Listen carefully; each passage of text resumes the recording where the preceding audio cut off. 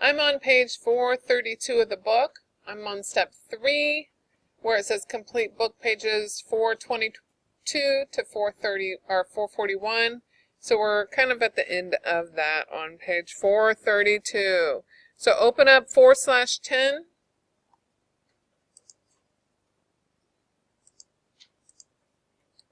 And we're going to save it as, file save as, divide. So it's saved as divide in my lessons 4 folder in Illustrator book lessons, and save.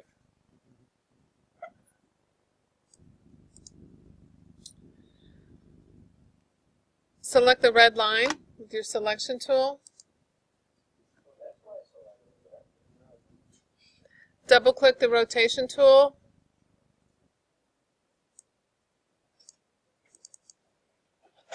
Enter 30 in angle and hit copy. Repeat the transformation 4 times.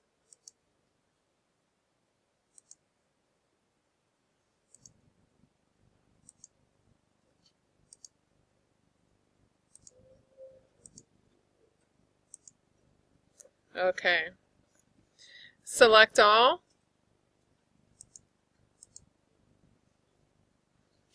Click the divide button on the Pathfinder panel. So hover until you find the divide button, and once you know you've got it, you need to press Alt. No, I guess this one you don't hit Alt. So I'm going to click on the divide.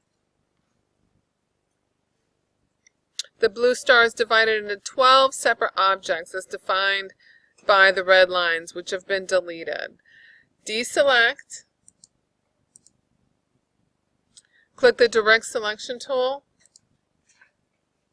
Select the left half of the top. Press Shift and then select every other object for a total of 6 objects.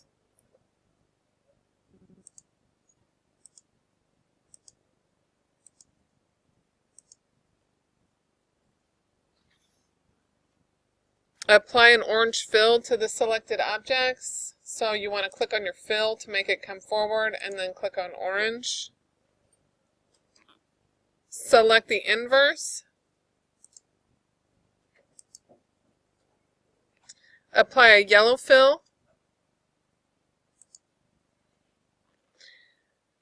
So that your figure resembles page 42. Figure 42, not page 42, but figure 42 on page 32. Save your work, and you're finished with this project. You can go ahead and close it out. We're moving on to page 33, so you're going to open up 411.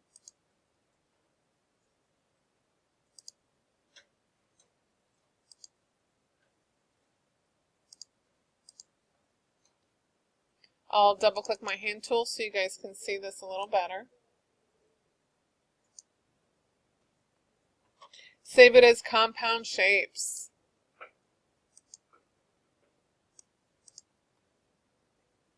Click View on the menu bar.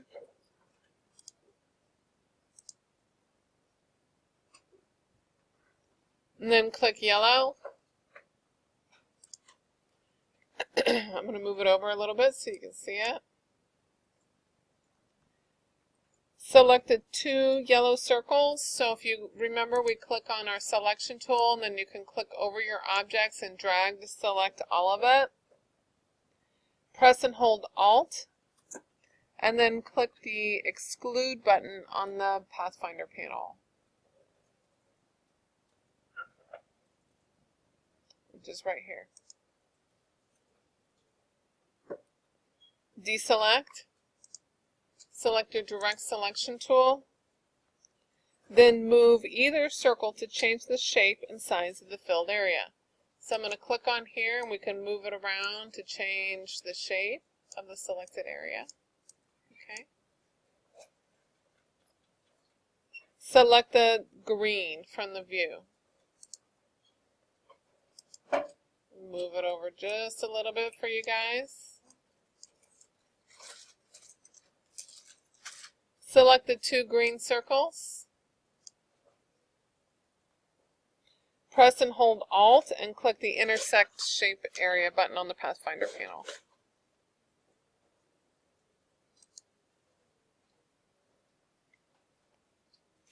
The area not overlapped by this circle becomes transparent.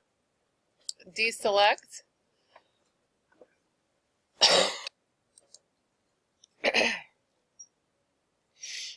Then, using the direct selection tool, move either circle to change the shape and size of your object. So you can see I can click on either one, and we can move it around to change the shape of the object. Save your work. And then you can close your compound shapes. Okay, turning the page. And this next project is one that I've had the most questions with. We're going to go back to our canvas and open up 4/12.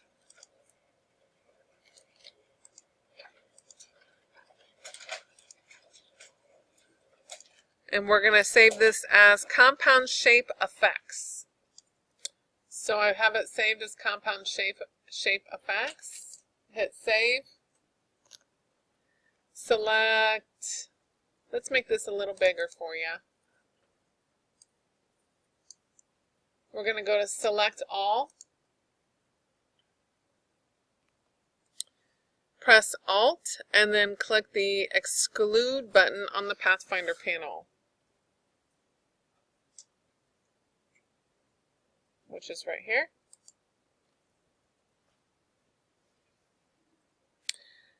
Select the direct selection tool, and then let's deselect, and we're only going to select the 3 squares, which means we need to press and hold Shift to select more than one object. Now I just have the squares selected, the circles are not selected.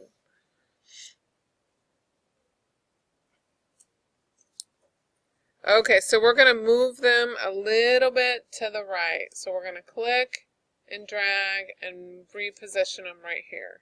Okay? Now we're going to drag and drop a copy of the 3 squares. So in order to make a copy of an object, you know that you need to hit Alt. So I'm clicking and holding Alt, and I'm going to make a copy of it and move it right here. Let go of Alt and my mouse button, and deselect. Okay, scale each circle 150% using the Transform Each command. So we need to go around and select the circles. So I've clicked on the first one, press and hold Shift, select the other 2. Then you're going to go to Object, Transform, Transform Each, and we're going to transform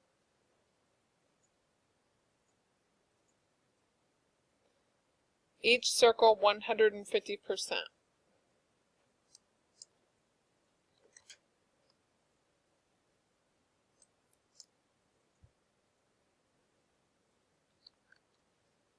And hit OK. Deselect, then select the center circle, and scale the center circle 200%. So we're going to double click the scale tool and type Uniform, and we're going to scale it 200 and hit OK. Okay. Then we need to bring it to the front of the stacking order. So you go to Object, Arrange, Bring to Front. Number 7 on page 335, it says press Alt and then click the Intersect button on the Pathfinder panel.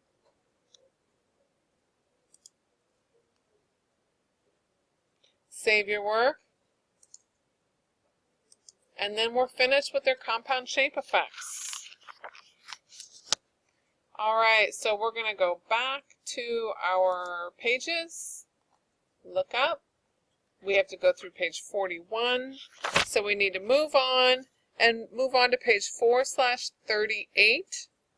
438 says open 4/13.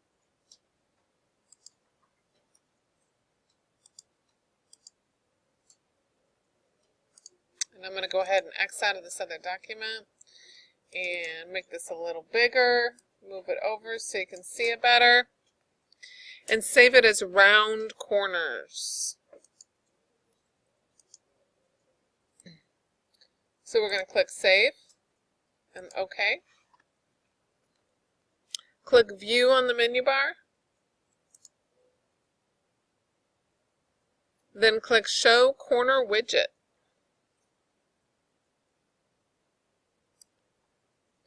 Click on View and then Show Corner Widget.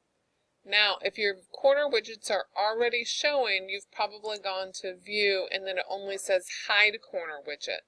That means your corner widgets are already showing. So click your Direct Selection tool and then click the interior of the blue shape to select the object. These are your corner widgets right here. Okay? As shown in Figure 53, the corner widgets appear at every corner of the selected object. Click and drag the topmost corner widget towards the center of the object.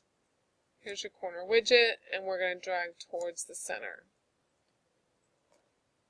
As you drag, all the corners on the object become increasingly round. Drag until the object resembles Figure 54, which, maybe I'll take this down just a little bit more. Okay, press and hold Alt and then click any corner widget. So I'm going to hit Alt and then I'm going to click on a different corner widget. Ooh, that's cool.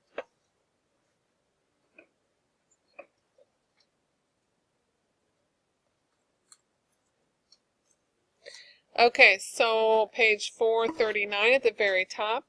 While still holding Alt, click the corner widget again. Ooh, now it's straight. As shown in Figure 55, the inverted round corners change to chamfer corners. Each time you press Alt and click the corner widget, the corner cycles through the three types of corner options in the corner dialog box. While still holding Alt, click the corner widget again.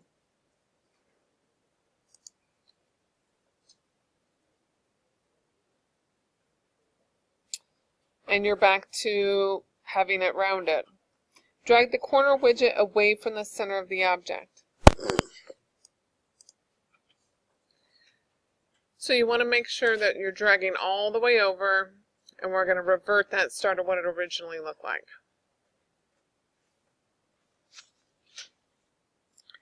Page 440 of your book, deselect all. So I'm going to click on the white area to deselect. Then select the top anchor point of the blue object with the Direct Selection tool. So we have the Direct Selection tool. This is your top anchor point. We're going to go ahead and click on it.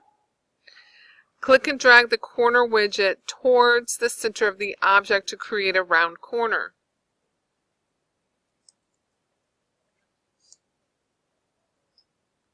Note that the radius of the corner is identified in the corner section of the control panel shown in Figure 56. So my control panel is not showing, so we're going to go to Window, Control, and here we can see our control panel. Double click the corner widget. The corner dialog box opens. Enter 25 for the radius text box.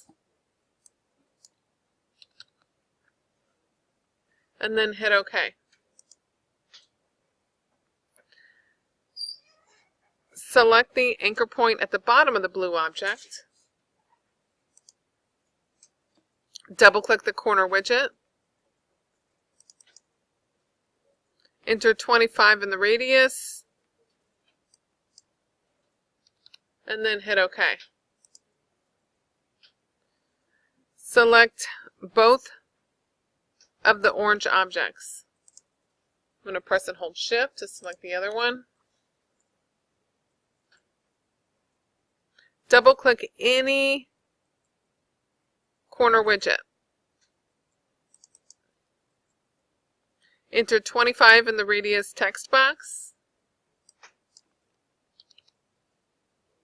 And hit OK.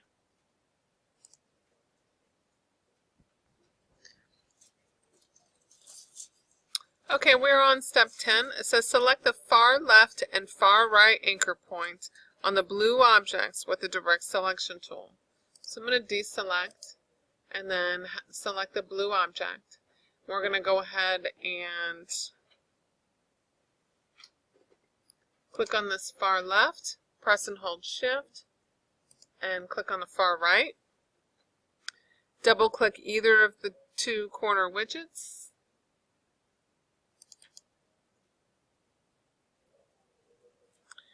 We're going to click on the inverted, enter 25, and hit OK.